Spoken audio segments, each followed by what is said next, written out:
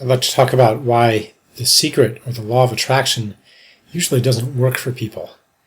People hear about it, the idea that, your beliefs create your reality and that by changing your attitude you can change your life, and they get really psyched about it and they decide that they're going to start thinking positively. And so they might adopt mantras or creative visualizations for themselves, such as, I now live in total wealth and abundance, or I now enjoy perfect health. And after a while, after a few weeks or a month, they get honest with themselves and they say, this really isn't working. I'm not really in any different situation than I was before. And how long can I keep maintaining this optimistic attitude when the evidence around me keeps showing me that it's not true? And so they become very disillusioned with it and maybe even cynical about it. Well, there's a reason why it's not working. It's not that the idea is fundamentally flawed. But for one thing, there's a difference between a real belief and just a sentence that you're saying to yourself in your head. Real beliefs manifest as actions.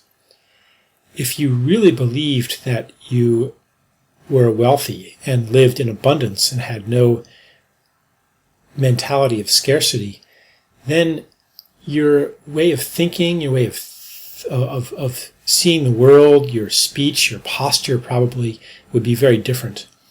You certainly wouldn't check prices. You wouldn't feel guilty if you spent a lot of money. You wouldn't feel daring if you spent a lot of money either.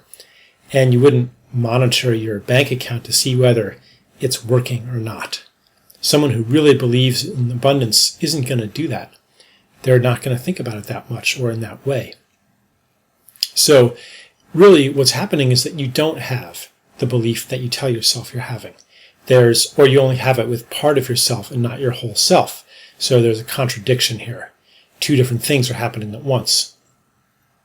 Two different conflicting beliefs are generating conflicting realities, and so you kind of stay put.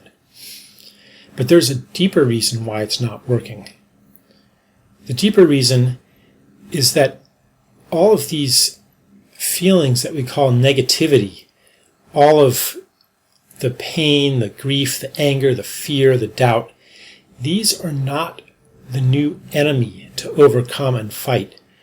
But when we practice techniques based on the law of attraction, that's what we tend to do. We'll imagine our beautiful scenario of health or wealth or partnership, and then some kind of fear will come up, some kind of doubt, some kind of old resentment, some kind of pain will come up, and we'll think, uh-oh, negativity, I better focus away from that. And so we wipe that out of our minds and shift back to the positive. In doing so, we're actually overlooking the key to what can create the beautiful vision that we have for our lives. The negativity is there for a reason. It's actually the gateway. It is a call for attention. Any kind of pain is a call for attention. Pain comes from an unhealed wound. The wound uses pain as a call for attention to draw attention to itself, to draw healing energy to itself.